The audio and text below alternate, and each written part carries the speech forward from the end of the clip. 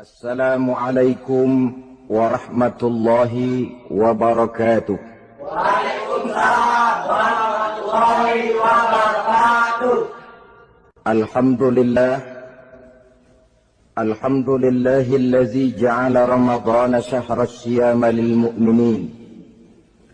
Wassalatu wassalamu ala ashrafil anbiya'i wal mursalin sayyidina wa maulana Muhammadin wa ala alihi wa ashabihi al-mujahidin at-tahirin, amma ba'du.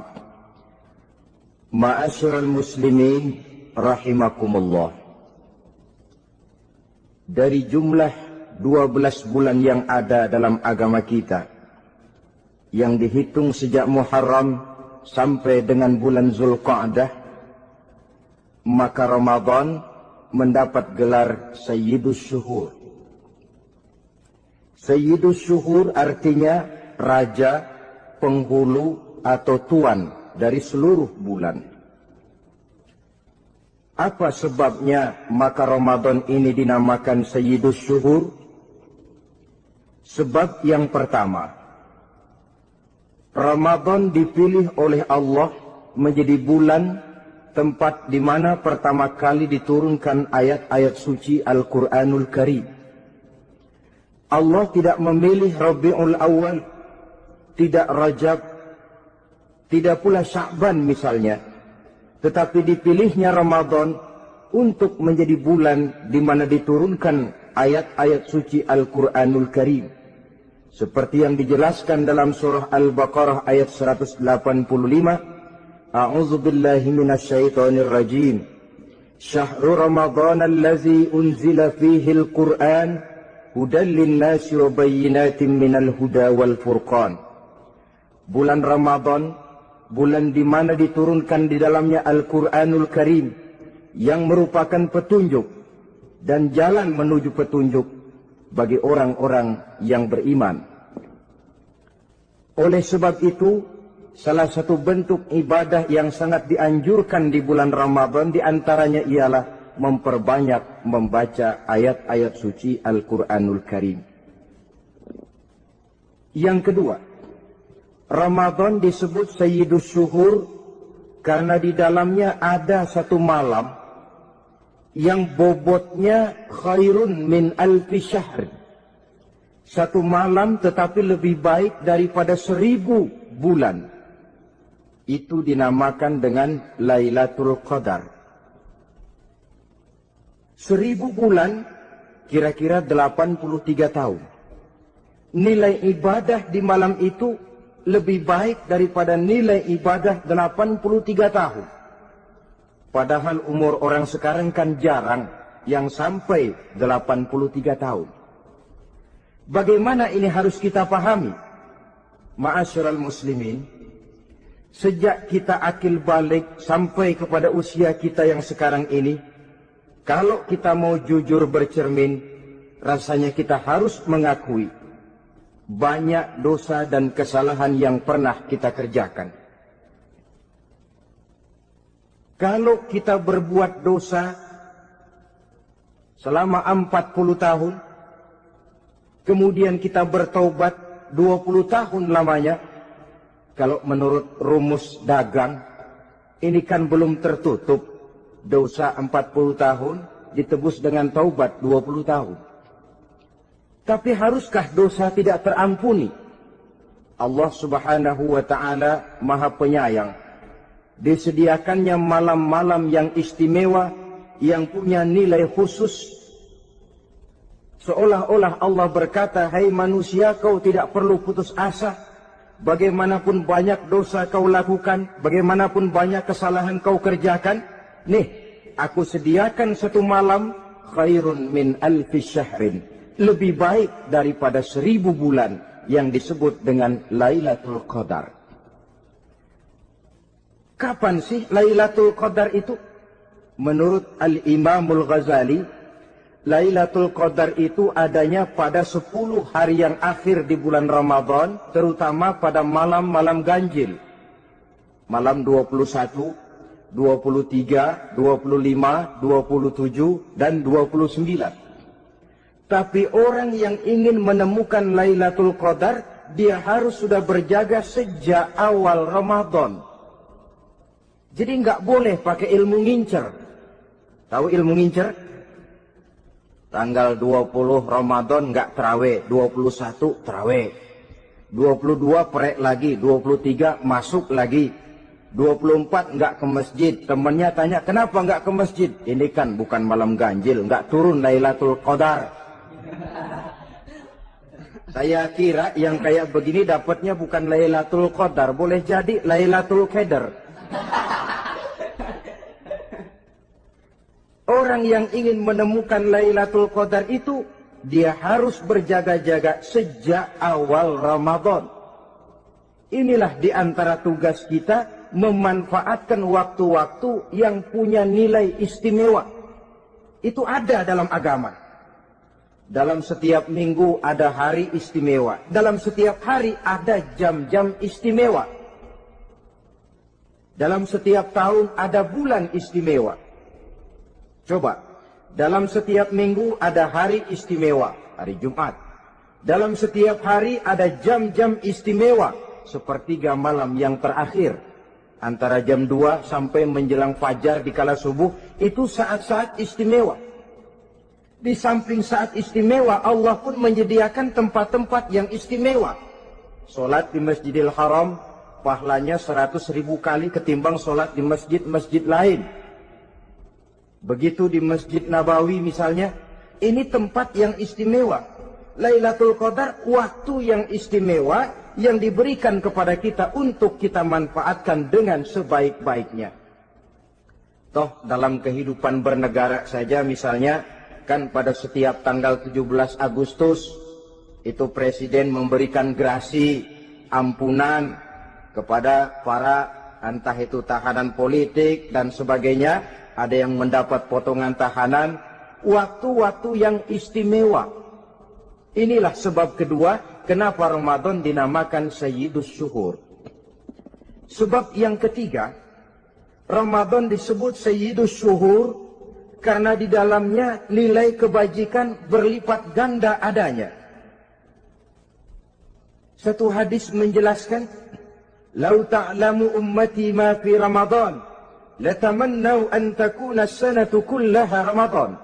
Andai kata umatku tahu keistimewaan apa yang ada di dalam bulan suci Ramadan, niscaya mereka ingin agar sepanjang tahun isinya Ramadan saja. Apa sebabnya? Li'annal hasanata fihi mujtami'atun. Di dalam bulan Ramadan itu berkumpul segala macam kebajikan. Wa ta'atu maqbulatun. Segala perbuatan taat diterima oleh Allah. Wa da'awati mustajabatun. Segala macam doa dan permohonan dikabulkan oleh Allah. Wa dhunuba maghfuratun. Dan segala macam dosa diampuni oleh Allah Subhanahu wa ta'ala. Berlipat gandanya nilai kebajikan yang kita kerjakan di bulan suci Ramadan.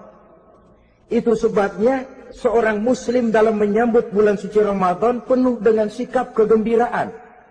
Kata baginda Nabi, "Man fariha bidukhuli Ramadan, haramallahu jasadahu 'alan niran." Siapa orang yang gembira dengan datangnya bulan suci Ramadan, Allah haramkan badannya dari api neraka.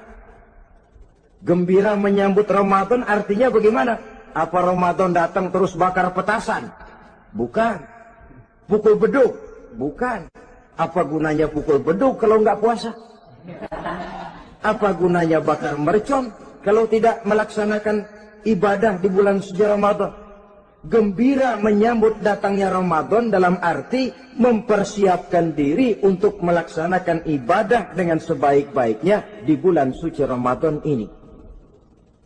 Ma'asyiral muslimin rahimakumullah. Yang terakhir, kenapa Ramadan disebut Sayyidus Syuhur? Karena di dalam bulan suci Ramadan ada perintah melaksanakan ibadah puasa. Apa istimewanya ibadah puasa? Pertama, yang dipanggil untuk melaksanakan puasa itu iman. Ini panggilan istimewa. Allah menyatakan, Ya ayyuhalladzina amanu kutiba alaikumusiyam. Hai orang-orang yang beriman, diwajibkan atas kamu berpuasa. Iman yang dipanggil untuk melaksanakan ibadah puasa. Contoh, satu hari di depan rumah kita lewat tukang pepaya, tukang duku, tukang duren. Kita panggil satu tukang pepaya. Bang, pepaya, berhenti dulu sebentar. Kira-kira yang merasa tukang pepaya berhenti enggak? Ini tukang duku sama tukang duren berhenti enggak?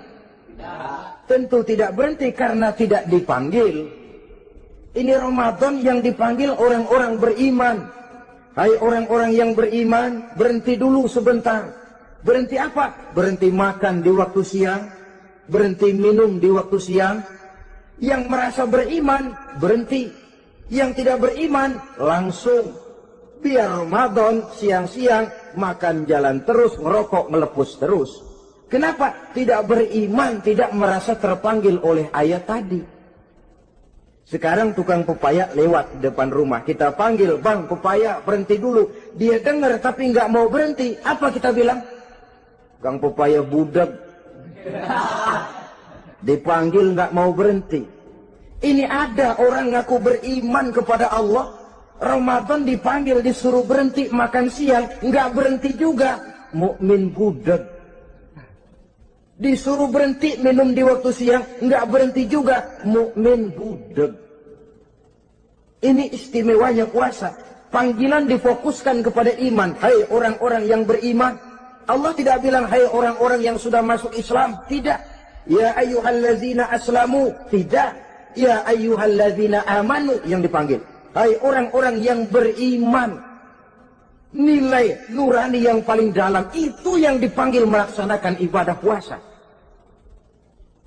Lalu orang beriman yang bagaimana yang wajib puasa? Pertama dia sudah balik. Yang kedua berakal sehat. Yang ketiga dia mampu berpuasa. Orang beriman macam ini balik, berakal sehat, mampu melaksanakan puasa. Kalau cukup syarat ini, dia wajib puasa. Kurang syarat, tidak wajib puasa. Jadi kalau di bulan Ramadan ada teman kita tidak puasa, jangan heran barangkali syaratnya kurang. Cukup dalam hati saja, ini orang kurang syarat. Makanya nggak puasa. Pak, itu teman saya kok nggak puasa? Nggak puasa? Nggak puasa. Dia bukan orang beriman kali ah. Orang yang tidak beriman itu tidak wajib puasa. Beriman kok Pak? Iman. Tapi nggak puasa. Nggak puasa. Belum balik kali ah. Belum balik. Cuma badan doang gede. Bongsor kali itu. Belum balik. Sudah kok Pak, sudah balik. Sudah balik, sudah. Tapi nggak puasa. Enggak. Gila kali dia ah. Gila kali sebab orang yang tidak berakal itu tidak wajib puasa. Waras Pak, dia tidak gila. Tidak gila. Tidak. Barangkali dia tidak mampu melaksanakan puasa karena terkena uzur syar'i. Ini keistimewaan puasa yang pertama yang dipanggil melaksanakannya iman. Keistimewaan yang kedua, oleh karena yang dipanggil iman, maka puasa dinamakan ibadah sirriyah. Ibadah rahasia. Kalau kita sembahyang, orang lihat kan? Lihat enggak? Lihat. Kita bayar zakat, orang tahu. Kita pergi haji, apalagi pergi haji, sekampung nganterin. Tapi kita puasa atau tidak puasa, yang tahu kan cuma kita dan Allah saja. Pura-pura sedekah, nggak bisa. Pura-pura sholat, ketahuan. Gerakannya mesti canggung. Pura-pura pergi haji, kemana perginya? Tapi pura-pura puasa, gampang. Namanya ibadah sirriyah. Bulan puasa, jam 8 pagi, makan. Keluar rumah, bibir lap yang kering. Jalan lemesin dikit. Ada angin, belaga miring. Temennya tanya, lu lemes amat, gue lagi puasa nih. Orang lain bisa dibohongi. Sebab puasa memang merupakan ibadah sirriyah yang tahu cuma kita dan Allah saja. Karena dia ibadah rahasia, puasa ini sulit terkena penyakit riya.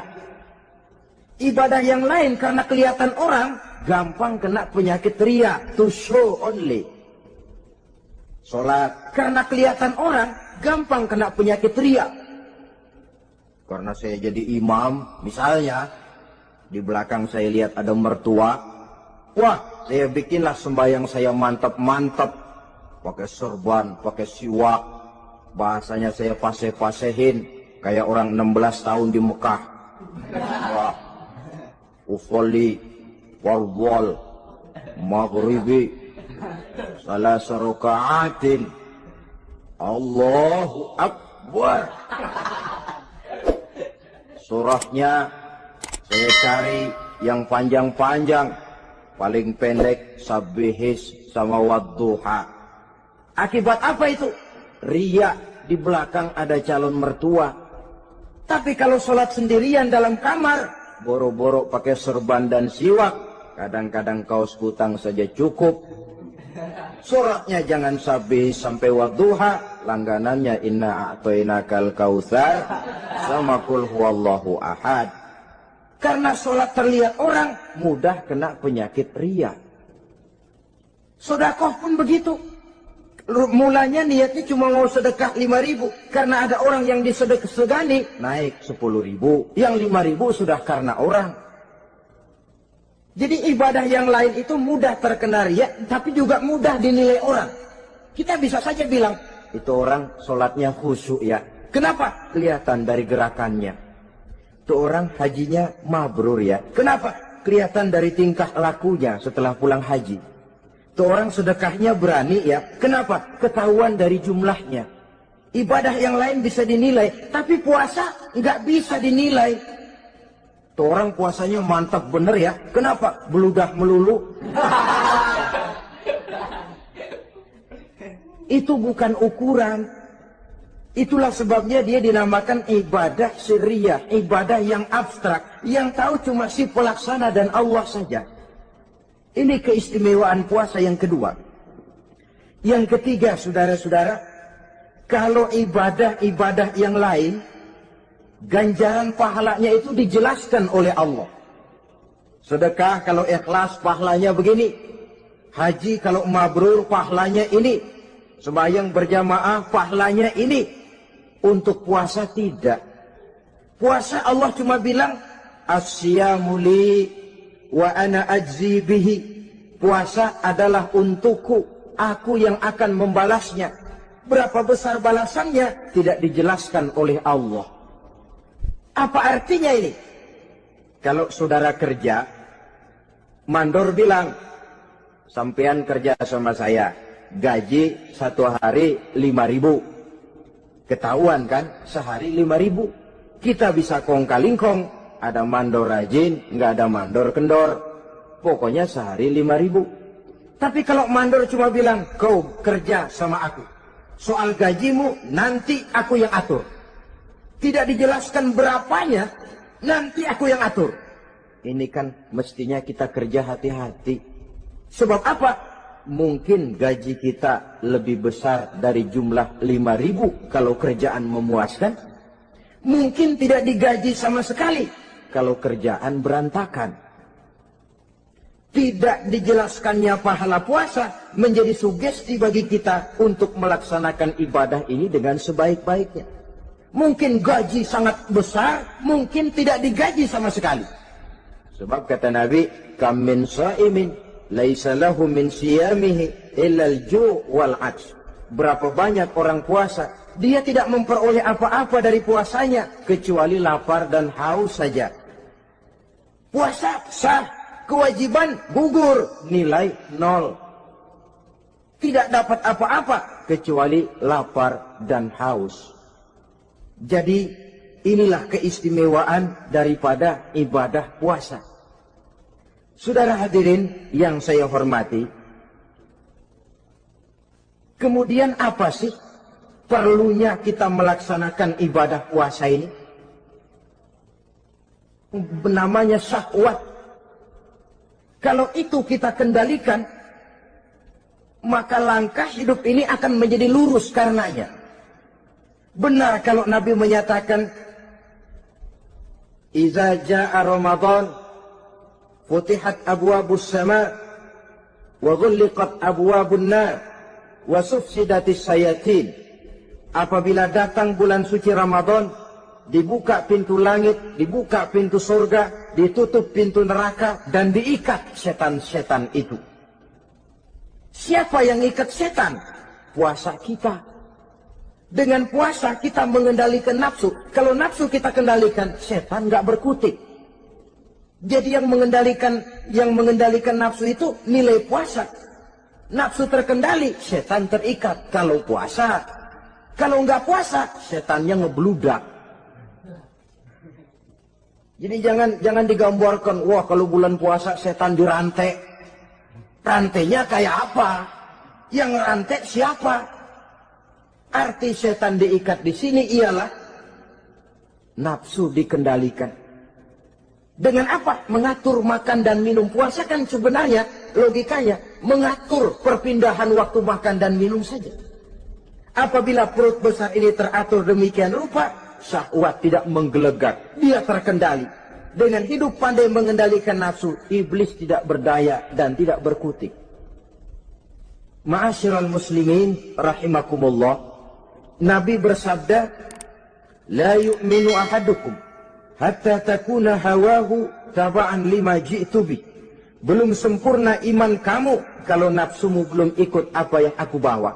Yang dibawa Nabi tidak lain daripada syariat, termasuk di dalamnya pelaksanaan ibadah puasa.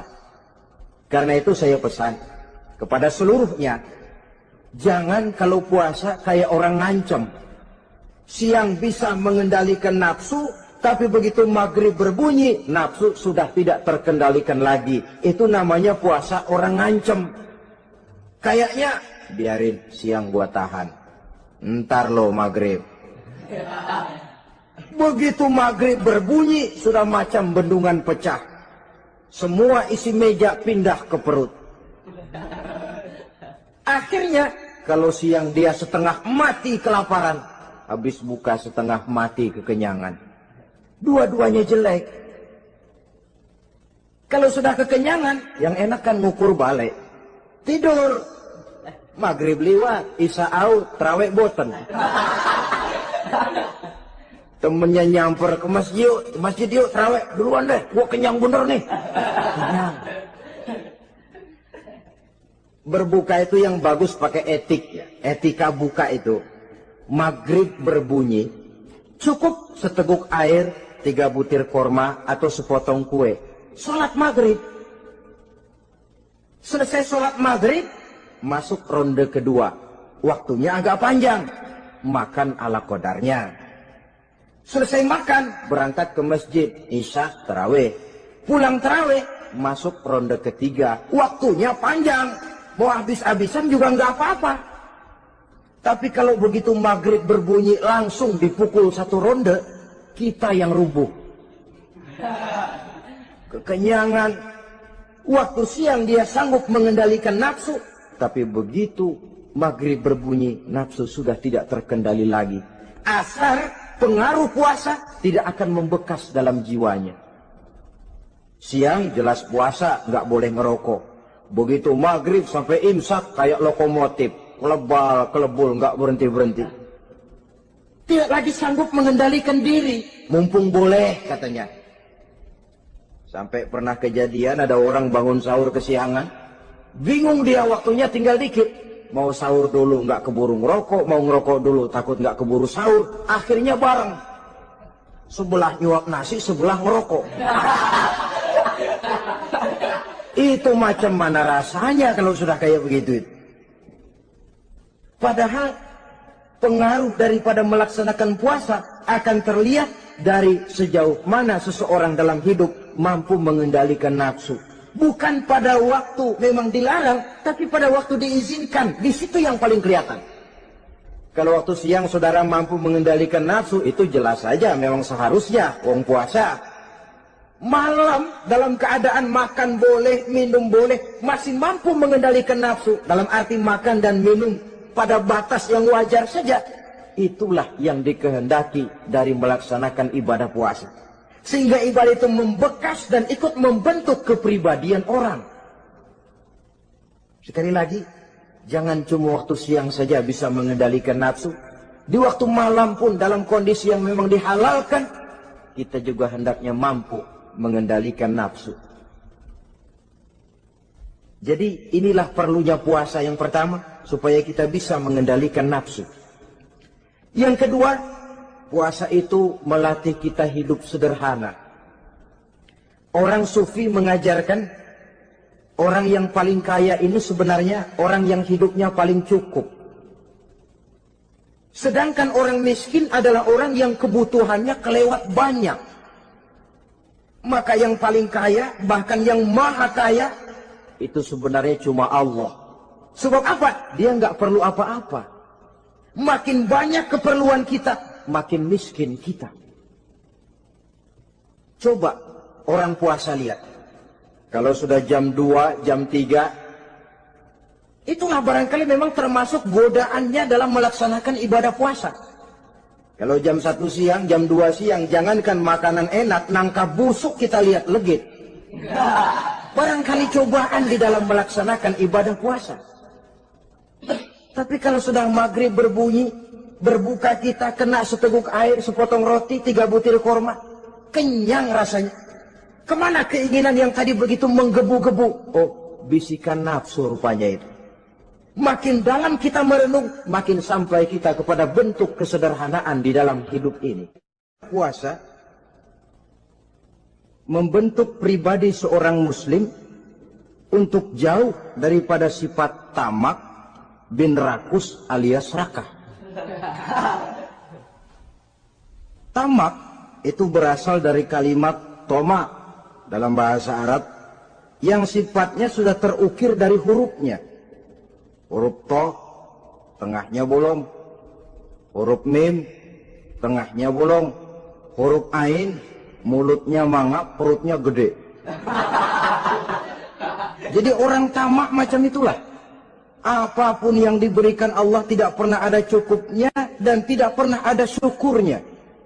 Sehingga Nabi menjelaskan, lau anna libni Adam wadiyani min zahabin labtagha lahuma thalisan wala yamla'u jawfa ibn Adam illa turab.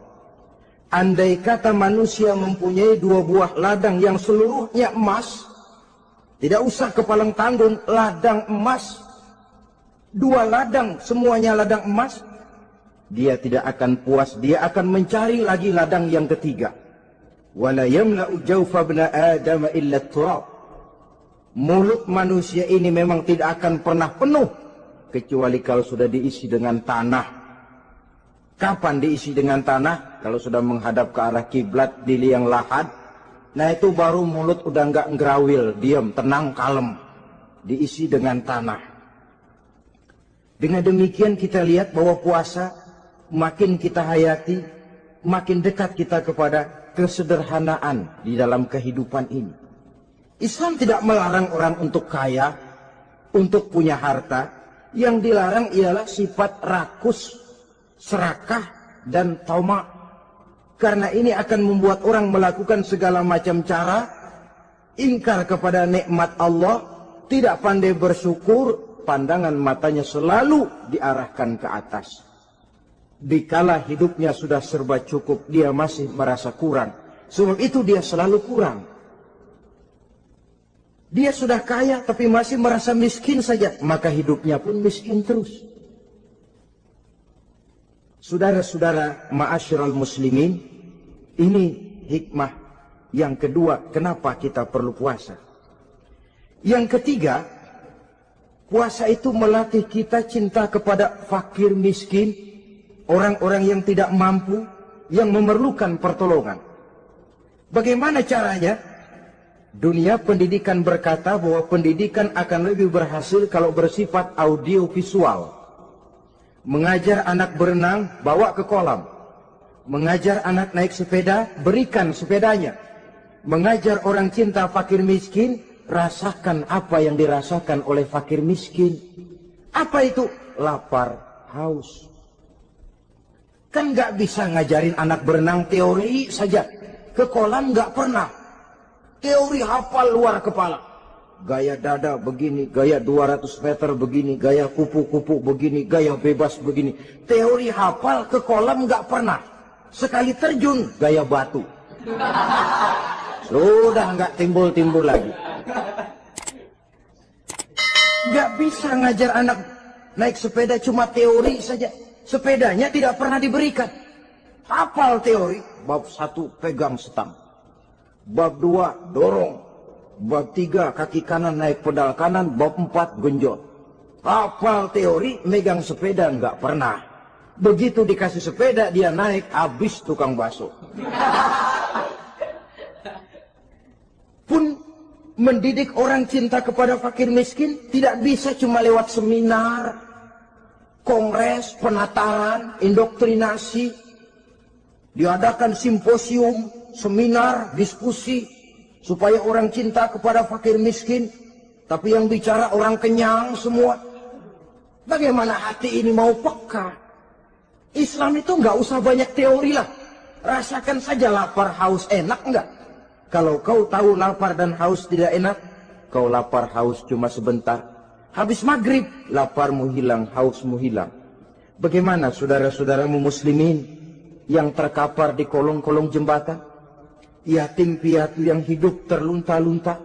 Perempuan-perempuan tua hidup miskin, anak pun banyak perlu uluran tangan. Lapangan kerja sulit, persaingan hidup makin tajam. Meringkuk mereka di sudut-sudut kehidupan. Beratap langit, beralas bumi, tanpa tahu kapan hidup dan nasibnya akan berubah. Di situ pekalah hati untuk hidup tidak cuma buat kepentingan diri dan perut sendiri saja, tapi mampu memberikan pertolongan sesuai dengan kemampuan kepada mereka yang memang memerlukan. Sebuah hadis menyatakan, irhamu ahlal ardi yarhamkum man fis sama. Sayangilah apa yang ada di permukaan bumi, nanti yang di langit akan sayang kepadamu. Si kaya sayang kepada yang miskin lalu menolongnya. Yang alim sayang kepada yang awam lalu membimbingnya. Yang pemimpin sayang kepada rakyat lalu melindunginya. Yang di langit akan sayang kepada kita, akan turun rahmah berlimpah, akan tercipta keberkahan dan ketenangan dalam hidup. Tapi kalau sebaliknya, yang kaya malah nyantap yang miskin, yang pemimpin malah menggilas yang rakyat, yang alim malah membodoh-bodohi orang yang memang sudah bodoh, akan terwujudlah malapetaka. Bukan rahmah yang turun dari langit, tapi azab akan menimpa kita semua. Orang yang menghayati lapar, menghayati haus, akan timbul kepekaan sosial. Hidup tidak cuma untuk diri sendiri saja, tapi mampu melihat lingkungannya. Yang keempat, kita perlu puasa untuk menumbuhkan sifat jujur dan disiplin. Coba lihat, kalau tengah hari bulan puasa, andai kata saudara masuk ke dalam kamar seorang diri, saudara kunci dari luar, lalu saudara makan, tidak seorang pun tahu. Tapi kenapa itu tidak kita lakukan? Ada semacam perasaan malu. Malu kepada Allah. Iya, orang lain tidak tahu. Iya, manusia bisa saya bohongi, tapi Allah. Atau umpamanya waktu sholat zuhur, saudara sholat zuhur di masjid, umpama ketika ngambil air wudhu, giliran ke kemur, saudara korupsi dikit aja, telan. Jangan Nabi sumu tasihhu, berpuasalah kamu, badanmu akan sehat. Sebab apa? Saya katakan tadi, semua energi dihasilkan dari perut besar sini. Itu makanan yang kita makan, mulai dari keju sampai singkong, mulai dari hamburger sampai combro, masuk perut besar, digiling, lalu ditransfer ke seluruh tubuh oleh perut besar ini. Mekanisme kerjanya persis pabrik besar yang kalau kita hayati, Allahu Akbar, Fatabarakallah ahsanul khaliqin. Ini tangan supaya kuat kerja perlu vitamin apa? Kirim ke tangan. Mata supaya awas perlu vitamin apa? Kirim ke mata. Bibir supaya nggak pecah perlu vitamin apa? Kirim ke bibir. Oleh perut besar ditransfer ke seluruh tubuh. Sisanya yang nggak perlu keluar jalan belakang. Kalau perut besar ini terus-menerus bekerja, ibarat mesin diforsir, dia akan cepat rusak. Maka datang bulan Ramadan, perut besar itu jangan terlalu diporsir. Diberikan tenggang waktu istirahat. Sehingga Nabi memberikan jaminan sumu tasihu. Berpuasalah kamu, pasti kamu akan sehat. Buktinya, orang mati kelaparan banyak. Tapi yang mati karena puasa, kalau puasanya betul, nggak ada. Maka Islam itu agama yang sesuai dengan fitrah ya. Buktinya apa? Puasa wisol itu bukan saja tidak boleh, tapi haram. Puasa wisol artinya puasa nyambung. Dari pagi sampai maghrib, sampai malam, sampai besok pagi lagi terus-terusan puasa. Haram. Karena itu bertentangan dengan fitrah. Islam tidak cukup dari waktu imsak sampai datang waktu maghrib. Kenapa? Menurut perhitungan itu sesuai dengan daya kemampuan maksimal manusia. Sudah diukur itu. Allah yang bikin manusia kok. Jadi kalau Allah perintah puasa, itu sudah dalam kemampuan daya tampung dari kapasitas yang dimiliki manusia. Orang mati kelaparan banyak, yang mati karena puasa nggak ada. Belum pernah saya dengar ada warta berita, sari berita-berita penting dalam siaran ini, gara-gara bulan puasa orang Islam pada mati. Nggak ada. Yang mati kelaparan banyak, tapi yang mati karena puasa tidak ada. Nabi menjamin sumu tasihu. Berpuasalah kamu, pasti badanmu akan sehat. Ma'asyiral muslimin, kalau sudah tahu kita apa perlunya kita berpuasa, pembicaraan akan saya lanjutkan bagaimana seharusnya kita puasa. Puasa yang ideal itu yang bagaimana?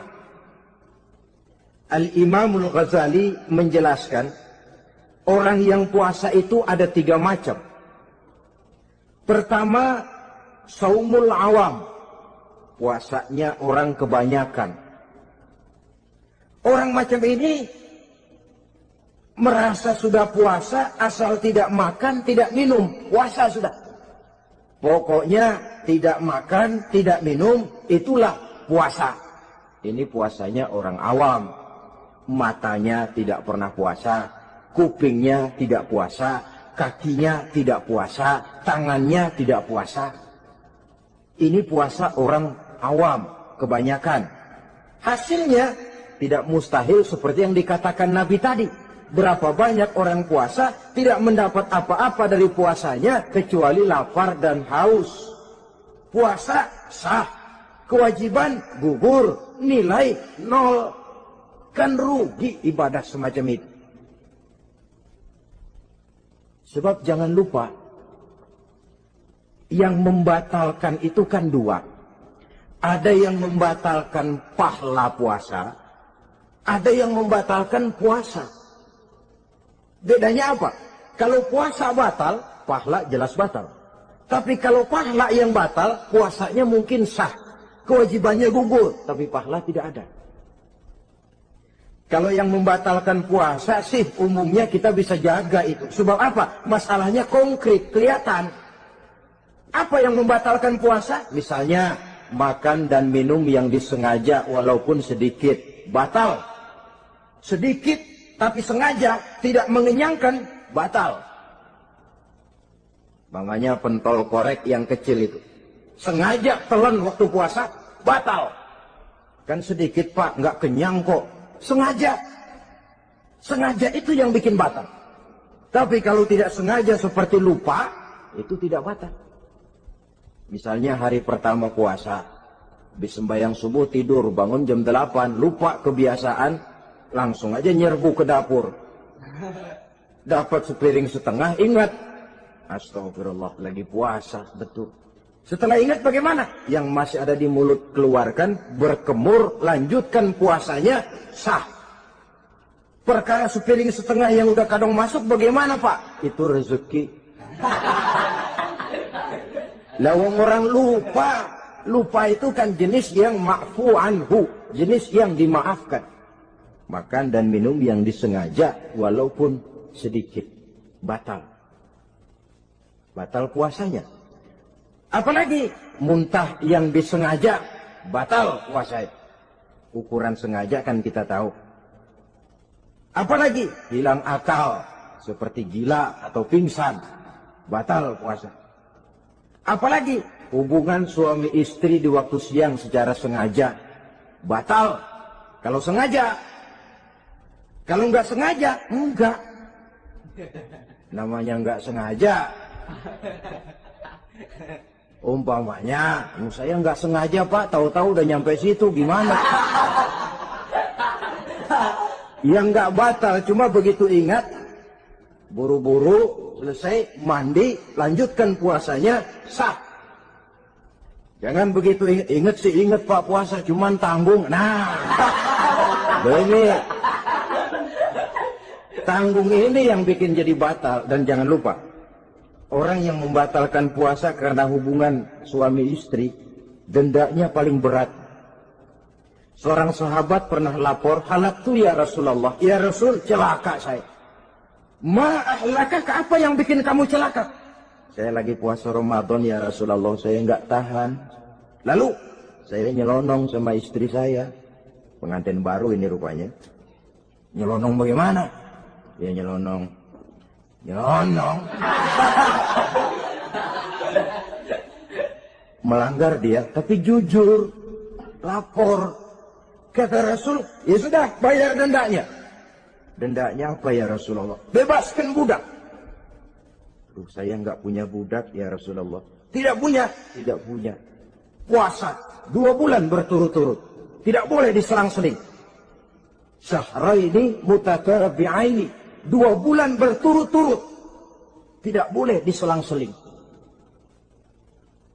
Gimana? Sanggup puasa 2 bulan berturut-turut? Enggak kuat ya Rasulullah. Enggak kuat? Enggak kuat. Ramadan yang sebulan aja saya nyelonong. Apalagi 2 bulan. Kalau kau tidak kuat juga, beri makan 60 fakir miskin. 1 orang 1 mod. Ya Rasulullah. Apalagi? Jangan memberi makan 60 fakir miskin. Orang istri saya di rumah sehari masak 3 hari libur. Saya orang susah ya Rasulullah. Saya pikir lagian ya orang kebangetan juga. Sudah melarat sama larangan berani. Rasul masuk ke dalam kamar, keluar kembali bawa sekeranjang kecil kurma. Kalau kau tidak punya apa-apa, bawa pulang ini. Sedekahkan kepada orang-orang miskin di kampungmu sebagai pembayar dendamu. Ya Rasulullah. Apalagi?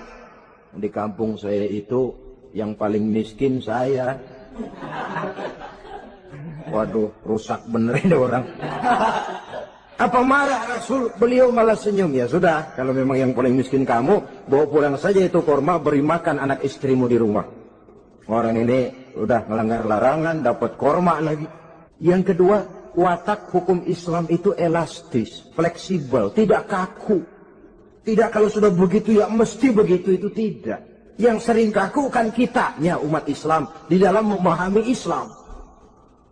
Saudara hadirin yang saya hormati, yang tidak boleh itu pun di waktu siang. Kalau malam sejak maghrib sampai sebelum imsak, pada awal perintah puasa tidak boleh. Tapi ternyata banyak juga yang nyerempet-nyerempet. Sampai Allah turunkan, uhilla lakum lailatas siyami arrafasu ila nisaikum. Dihalalkan bagi kamu pada malam puasa bergaul dengan istrimu. Jadi barangkali di antara pendengar ini ada yang pengantin baru, tolong sabarlah di waktu siang. Tunggu maghrib berbunyi. Kalau sudah maghrib habis buka, mau buka lagi juga nggak apa-apa. Terserah saja. Ini yang membatalkan puasa. Yang kita sulit mengontrol, yang membatalkan pahalanya. Apa misalnya? Ngomong-ngomongin orang. Puasa, ngomongin orang jalan terus. Itu ya tetangga kita. Kenapa? Oh, anu. Kita sih bukan ngomongin orang ini. Bukan ngomongin orang katanya. Ngomongin tuyul. Anu. Bohong. Orang puasa bohong, apa puasanya batal? Tidak. Puasanya sah. Yang batal mungkin pahalanya. Saudara-saudara, ma'asyiral muslimin rahimakumullah. Mata, terutama di kota-kota besar, menjaga mata ini kadang-kadang kita nggak pengen lihat tapi kelihatan. Sebab itu memang yang tidak boleh ngeliatin. Kalau kelihatan lain, kelihatan itu kan rezeki. Orang kita nggak mau tapi kelihatan. Yang kelihatan itu sebentar. Kata Imam Ali, nazratul ula laka wasaniyatu alaika. Pandangan pertama untukmu, yang kedua atasmu. Jadi begitu kelihatan, ya sudah. Jangan kelihatan tapi manteng aja nggak mau. Jadi mantengnya ini yang jadi urusan. Saudara hadirin yang saya hormati, dengan kata lain, berusahalah kita untuk puasa zahir batin. Itu yang pertama tadi. Puasa tingkatnya orang saumul awam disebut. Tingkat yang kedua, saumul khawas. Puasanya orang khusus. Bagaimana ini? Di samping tidak makan dan tidak minum, panca inderanya sudah ikut puasa. Matanya puasa. Kupingnya puasa. Asal ada diajak ngomong-ngomongin orang, maaf ya, kuping saya lagi puasa. Kakinya puasa, diajak jalan ke tempat yang tidak baik, dia bilang, maaf saja, kaki saya lagi puasa. Diajak nyolong, maaf, tangan saya lagi puasa. Tidak cuma sekedar tidak makan dan tidak minum, panca inderanya sudah ikut puasa. Sekurang-kurangnya, seperti inilah puasa kita. Zahir, batin. Nah, yang tertinggi disebut saumu khawasil khawas. Puasa orang khusus yang lebih khusus lagi. Ini sudah the first class ini. Puasanya orang fit. Bagaimana puasanya orang ini? Di samping tidak makan dan tidak minum, puasa panca inderanya, hatinya juga sudah ikut puasa dari seluruh keinginan yang selain Allah. Wah, ini kelas tinggi.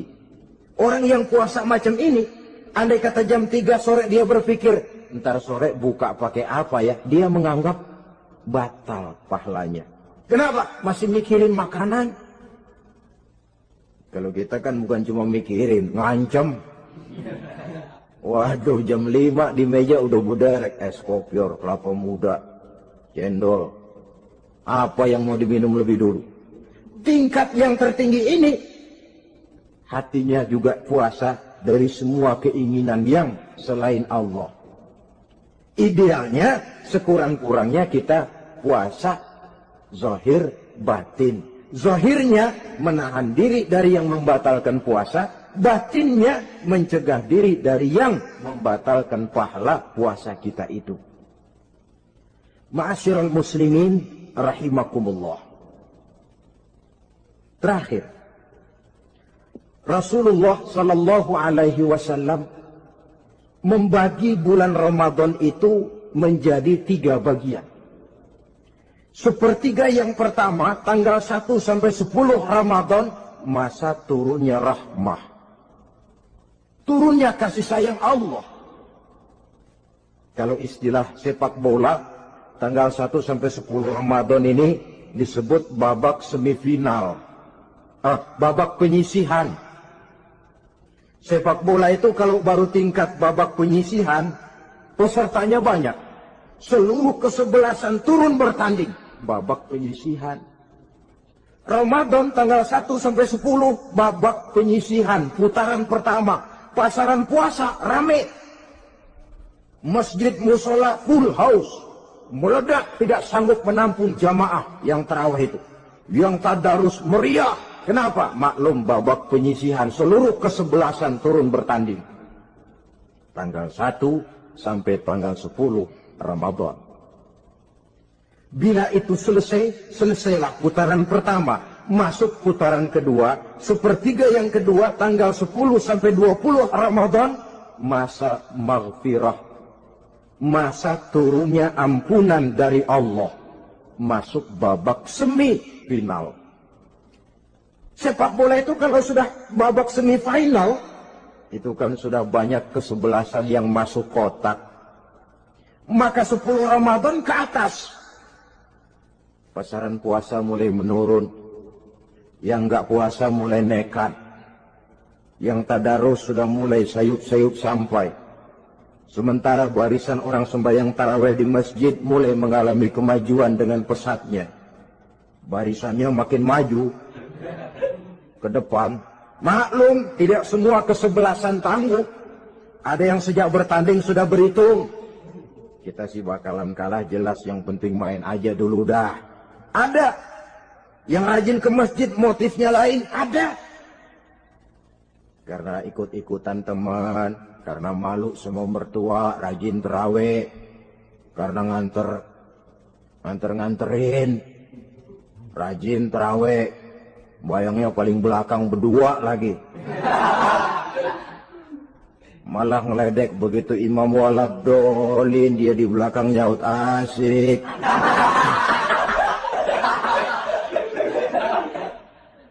Yang kayak begini ini sudah nggak bakal tahan lama. Akan gugur di babak semifinal. Puncaknya, putaran terakhir, tanggal 20 sampai akhir Ramadan, masa itkun minan nar, masa pembebasan dari api neraka. Masuk babak final. Kalau sudah babak final, ya pesertanya nggak banyak sudah. Ramadan tanggal 20 ke atas babak final. Pesertanya nggak banyak. Sebab apa? 20 Ramadan ke atas pikiran orang sudah bercabang itu. Yang punya kampung sudah siap-siap mau pulang mudik. Lebaran di buah kampung. Puasa kayak enggak, yang penting pokoknya lebaran. Yang pegawai negeri gajinya kecil, anaknya banyak, palanya ngebet. Yang belum punya sepatu, belum punya baju, macam-macam problem, sehingga konsentrasi ibadah menurun. Padahal Nabi sangat menganjurkan tingkatkan ibadah, la siyama fi asril awakhir, lebih-lebih pada hari 10 yang akhir, tanggal 20 sampai akhir Ramadan. Di situ dianjurkan memperbanyak ibadah, i'tikaf, tarawih, tadarus Quran, bersedekah, amalan-amalan sunnah yang sangat dianjurkan di bulan suci Ramadan ini. Nah, mereka yang keluar sebagai finalis Ramadan, Allah Subhanahu wa ta'ala berkenan memberikan piagam penghargaan. Di atas piagam itu tertulis dengan nyata, ghufira lahu ma taqaddama min zambihi. Pemegang piagam ini dinyatakan keluar sebagai finalis Ramadan. Kepadanya diberikan penghargaan dengan jaminan ampun terhadap seluruh dosa yang pernah dia kerjakan. Sehingga dia keluar Ramadan, masuk 1 Syawal, seperti bayi baru dilahirkan oleh ibunya. Bersih tanpa dosa, karena sudah dibersihkan oleh ibadah Ramadan. Sehingga masuk Syawal, dia rayakan Idul Fitri, dia pantas mengucapkan minal aidin wal faizin. Minal aidin artinya, semoga kita termasuk orang yang kembali. Kembali kemana? Kembali kepada fitrah. Seperti bayi baru dilahirkan oleh ibunya. Tidak punya dosa kepada Allah, karena sudah dibersihkan oleh ibadah Ramadan. Ini orang yang finalis. Puasanya betul, tarawihnya betul, pantas mengucapkan minal aidin. Dan kalau tarawih cuma 2 malam, puasa 3 hari. Lebaran paling rajin, mas minal aidin ya, minal aidin. Nggak tahu diri lu. Minal aidin dari mana? Saudara hadirin, dosa kepada Allah bersih oleh ibadah Ramadan. Tinggal dosa kepada sesama manusia berhalal bihalal di hari raya Idul Fitri.